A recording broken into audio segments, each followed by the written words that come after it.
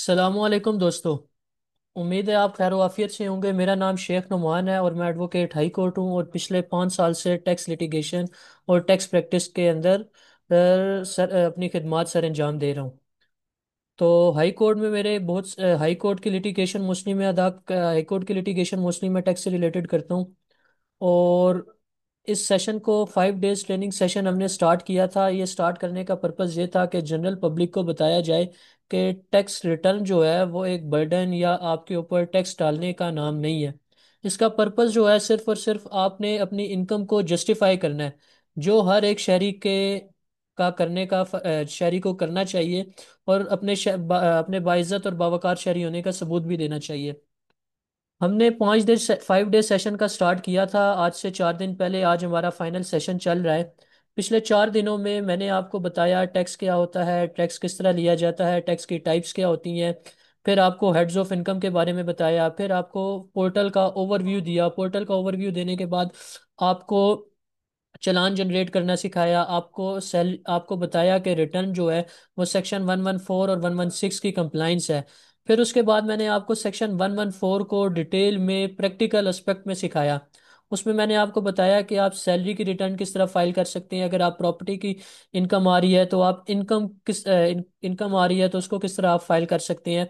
और बिजनेस के बारे में मैंने आपको बहुत डिटेल में बताया। आपको बताया कि कैसे ग्रॉस और नेट का डिफरेंस होता है, कैसे आपने क्लोजिंग और एंडिंग बैलेंस को छोड़ डील करना है। फिर आपको बताया आपने किस तरह अपने सेल में से अपने एक्सपेंसेस को निकालना है और फिर जो टैक्सेबल इनकम आएगी उसको आपने किस तरह ट्रीट करना है। फिर मैंने आपको बिजनेस रिटर्न फाइल करते वक्त रिटर्न से मुराद इधर 114 की कंप्लाइंस है। फिर इसके अलावा मैंने आपको बहुत सारी और भी लिटी ग्रिटीज बताई पिछले 4 दिन के सेशन में। उम्मीद करता हूँ आपने बहुत कुछ सीखा होगा और आपने इससे बहुत कुछ फ़ायदा उठाया होगा। आज जो हम स्टार्ट करने जा रहे हैं वो स्टार्ट करने जा रहे हैं सेक्शन 116 की कंप्लाइंस, जिसे हम वेल स्टेटमेंट कहते हैं। लास्ट टाइम हम एक रिटर्न पे फाइल एक मैंने आपको पोर्टल का ओवरव्यू दिया था। पोर्टल के ओवरव्यू से स्टार्ट करते मैंने आपको बताया था कि बहुत सारे फॉर्म्स इधर ओपन होते हैं। टैब डिक्लेरेशन के अंदर हम जाएंगे तो बहुत सारे फॉर्म्स आते हैं, लेकिन मैं मोस्टली या जो प्रोफेशनल लोग हैं वो मोस्टली वर्किंग कर रहे होते हैं। वो मोस्टली नॉर्मल रिटर्न ये इंडिपेंडेंट एओपी और इसकी कंपनी पे काम कर रहे होते हैं।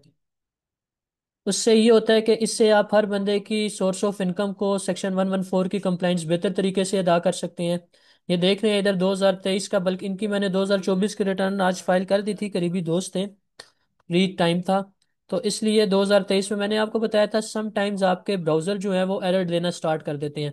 अगर इस तरह का मसला आप फेस कर रहे हो तो आपने बिल्कुल क्यों नहीं घबराना। आपने अपना जो ब्राउज़र है वो चेंज कर लेना है, क्योंकि ये गवर्नमेंट गवर्नमेंट वेबसाइट्स होती हैं, इनके ऊपर बहुत ज़्यादा लोड होता है।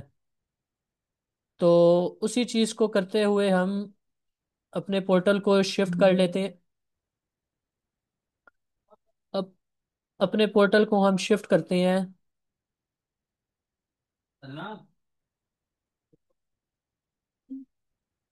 अपने पोर्टल को शिफ्ट करते हुए हम इधर कंट्रोल वी।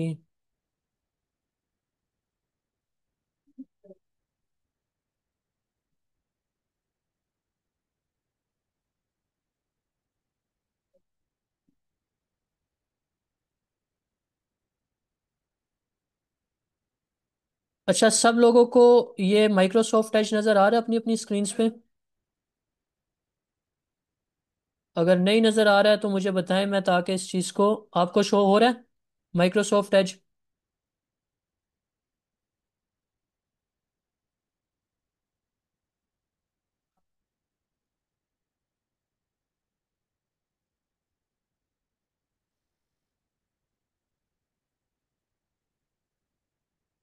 ये भी आपको एफवीआर का पोर्टल शो हो रहा है सब दोस्तों को?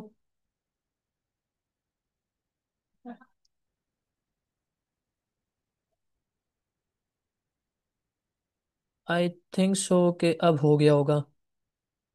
अपने कैमरास को ज़रा आप ऑफ कर लें। अभी आप देख रहे हैं कि आपके सामने माइक्रोसॉफ्ट एज के अंदर एफवीआर का पोर्टल स्टार्ट हो गया है। हम सिमिलरली डिक्लेरेशन में आएंगे, रिटर्न्स के हेड में इधर 2023 का करेंगे ताकि हमारे पास एक नॉमिनल सा फॉर्म। ये फॉर्म आपको नज़र आ रहा होगा जिस पे हम कल वर्किंग कर रहे थे। मैंने आपको इधर डिफरेंट हेड्स के बारे में बताया, डिफरेंट हेड्स करने के बाद मैंने आपको टैक्स चार्जेबल पेमेंट्स और कंप्यूटेशन के बारे में बताया।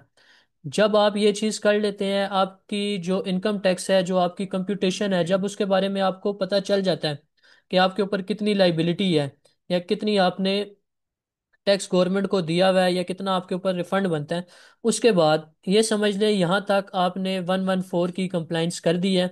अब जो आपने करना है, जो हमारा आज का मेन टॉपिक है, वो है 116 की कंप्लाइंस, जिसे हम वेल्थ स्टेटमेंट कहते हैं। आप कोई इनकम टैक्स रिटर्न फाइल नहीं कर सकते जब तक आपने वेल्थ स्टेटमेंट की रिटर्न फाइल ना की हुई हो।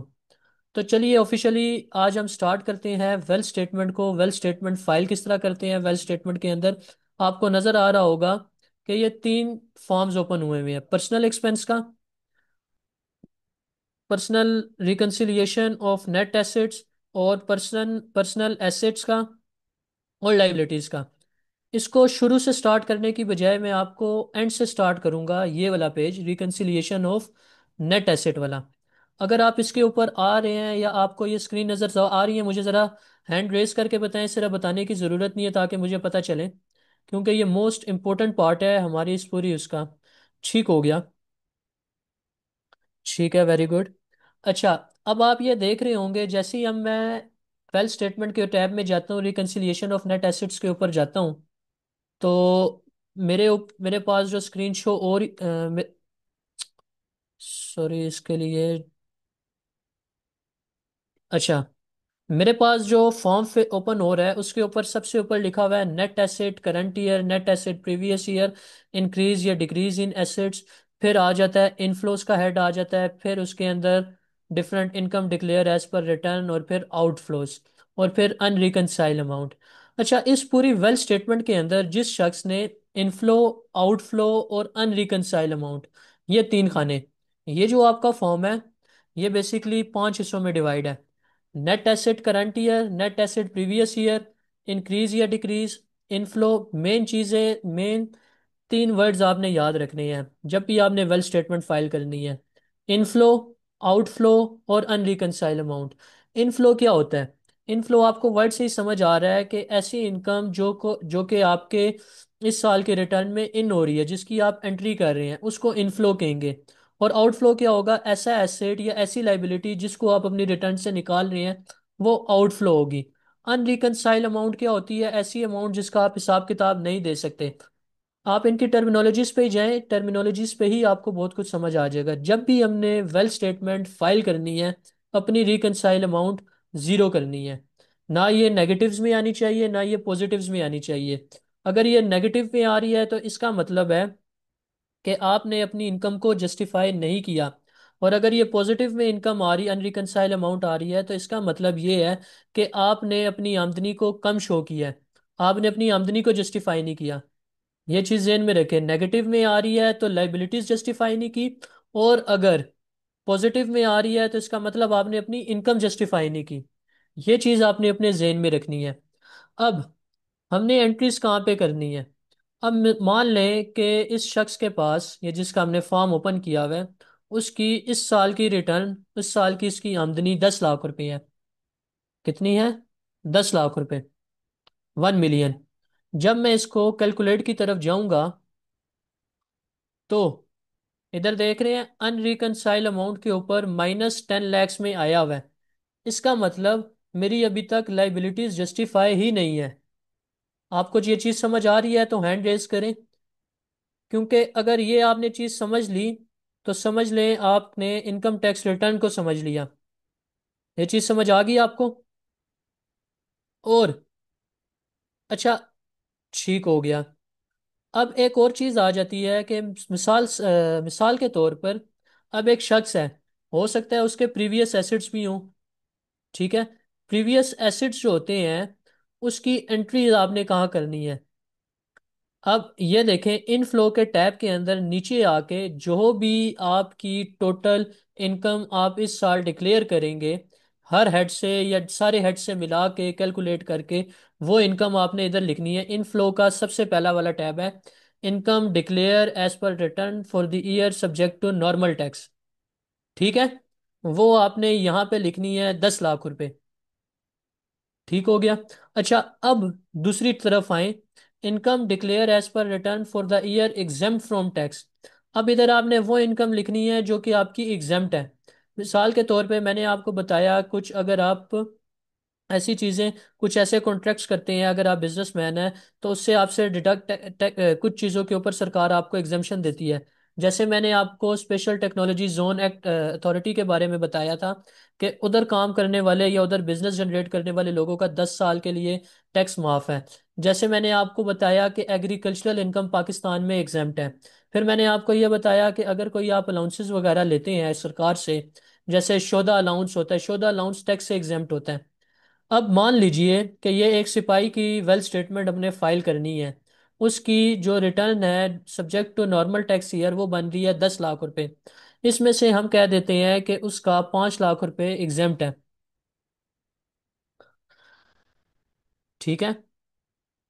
फिर मेरे पास आ जाएगी इधर 15 लाख रुपए।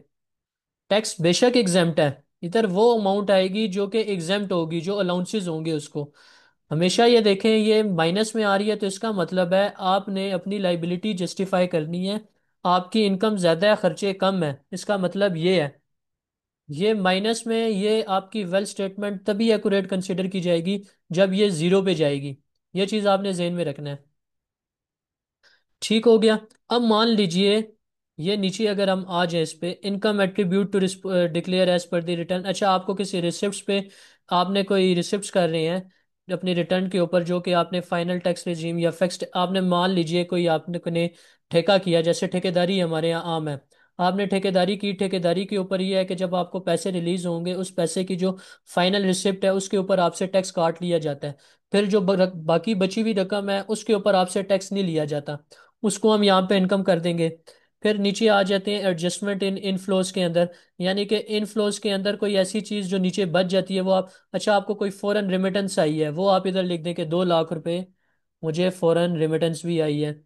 फिर आपने अगर कोई इनहेरिटेंस में कोई चीज़ मिली, कोई गिफ्ट मिला, कोई गिफ्ट भी बल्कि नीचे आ जाते हैं। आपको इनहेरिटेंस में 1.5 लाख रुपए मिला, आपको किसी ने गिफ्ट दे दी, घड़ी दे दी या मोबाइल दे दिया आईफोन, 4.5 लाख रुपए के आपके पास गिफ्ट आ गए। ठीक है। फिर आपको कैपिटल गेन हुआ। फिर ये आपने बिल्डर या डेवलपर से इसको अब, या फिर ऐसी चीज़ जो इनमें नहीं है वो आप अदर्स में डाल सकते हैं। ये जितनी एंट्रीज हैं ये सब एंट्रीज इनफ्लो की हैं। ये सब एंट्रीज किसकी हैं? इनफ्लो की। सिमिलरली अब इस टोटल को कैलकुलेट किया जाए तो ये 2,30,000 रुपये बन रहा है। अगर मैं ये कह दूं कि ये 4.5 लाख, 1.5 लाख, ये आपका बन जाएगा 6 लाख, और ये 2 लाख, ये जो 6 लाख रुपए है इनहेरिटेंस और गिफ्ट, ये मुझे, ये मेरे पुरा पिछले साल का मेरा जो एसेट्स हैं वो हैं। और जब मैं कैलकुलेट करूंगा,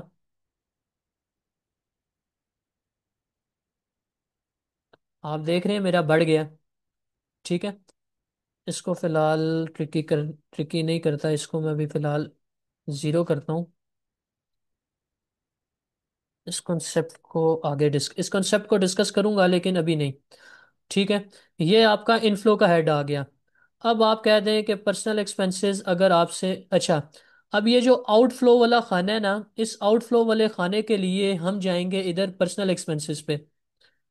अब मान लीजिए आपने कितनी आमदनी का हिसाब देना है अभी? 23 लाख रुपए का। ठीक है। आपने पर्सनल एक्सपेंसेस के ऊपर आना है।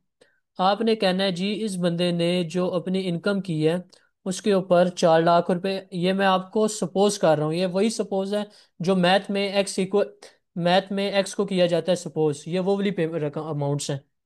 आपने अमाउंट्स कॉपी पेस्ट नहीं करनी, क्योंकि बाज लोग लकीर के फकीर होते हैं, वो लोग फंस जाते हैं। आप मान लें कि आपने घर का रेंट दे दिया 4 लाख रुपए। ठीक है। रेट्स, टैक्स, चार्जेस, सेसी, अभी आपको ये सेस, टैक्स, फी, लिवी, ये चार कॉन्सेप्ट हैं, इन चारों की मुख्तलिफ डेफिनेशन है। ये आगे एडवांस लेवल की चीज़ें हैं, ये आपको आगे सीखने को मिलेंगी। मान ले आपके पास कोई बाइक है या गाड़ी है, उसकी मेंटेनेंस के ऊपर आपने 35,000 रुपये लगा दिए। फिर आपने ट्रैवलिंग कर ली 5 लाख रुपए की, यानी कि टिकट्स ले लिए, ये सारी चीज़ें कर ली। आपने बिजली के बिल दे दिए 3 लाख रुपए के। आपने पानी के बिल दे दिया 20,000 रुपये का। आपने इस तरह गैस के बिल दे दिया 57,000 का। आपने टेलीफोन के, यानी कि इधर आपने अपनी सारी के सारे एक्सपेंसेस जस्टिफाई करनी है। इनमें सारे खानों को अगर मैं फिलअप करूं, ये अगर आप देखते जा रहे हैं, ये मैं रफ सी एंट्रीज कर रहा हूँ सिर्फ आपको सिखाने के लिए। मेडिकल एक्सपेंस कर दिया, एसेट्स या इंश्योरेंस में कर दिया। अब इन सारी चीज़ों को अगर मैं कैलकुलेट करता हूँ, तो ये मेरी टोटल अमाउंट कितनी बन जाएगी? 18 लाख रुपए तकरीबन बन जाएगी अप्रोक्सीमेटली। अब मैं जब रिकंसिलिएशन ऑफ नेट एसेट में जाऊंगा, पहले थी 23 लाख। अब जो मेरी रिकंसाइल अमाउंट आ रही है, देख रहे हैं, रिकंसाइल अमाउंट में कह रहा है 4,99,535 रुपये आपके अभी भी पड़े हुए हैं। इसका हिसाब दो। अच्छा, इसको आप, अब जबकि आप थक, अब जबकि मोस्ट ऑफ द टाइम आप अपनी सारी चीज़ों को कैलकुलेट करना है, सालाना बिलों को, सालाना टेलीफोन के बिलों को, अपने मेडिकल एक्सपेंसेस को, अपने बच्चों पे लगाए हुए एजुकेशनल एक्सपेंसेस को, या आपने पर्सनल हाउस होल्ड इफेक्ट्स में डाल दिए, यानी कि घर के सामान में एंट्रीज कर दी। जब मैं ये डालूंगा 4,99,000 के लिए, ये देखें, अनरिकंसाइल अमाउंट मेरी ज़ीरो आ गई। इसका मतलब है मैंने अपनी आमदनी में जितना इनफ्लो किया, उतने का मैंने इसका हिसाब दे दिया। यानी कि 23 लाख इनफ्लो हुआ था, और 23 लाख ही मैंने, ये देख रहे हैं, पर्सनल एक्सपेंसेस मेरे 23 लाख के हो गए। ठीक हो गया? ये चीज़ें यहाँ तक सबको समझ आ गई? हैंड रेज करें ताकि आज के सेशन को अगर किसी का कोई क्वेश्चन है तो वो लिख सकता है। जी, किसी का कोई क्वेश्चन हो यहाँ से लेके अब तक, क्योंकि इसके बाद जो हम करेंगे वो तभी आप पॉसिबल होगा जब आपकी ये चीज़ें यहाँ तक का कॉन्सेप्ट क्लियर होगा, इनफ्लो का, आउटफ्लो का और अनरिकंसाइल अमाउंट का। किसी का कोई क्वेश्चन हो? ठीक है। आज के सेशन को, फाइनल डे के, 5th डे के सेशन को आज हम यहाँ पे ख़त्म करते हैं। नमाज के बाद हम मिलेंगे 7:50 पे। उम्मीद करता हूँ जितने लोग इस सेशन का हिस्सा हैं वो जल्द अज जल्द आएंगे, और हम तुम्हारे दूसरे सेशन को स्टार्ट करें, ताकि आपको ज़्यादा से ज़्यादा सीखने को मिले। ठीक है, अल्लाह हाफिज़। मिलते हैं 7:50 पे।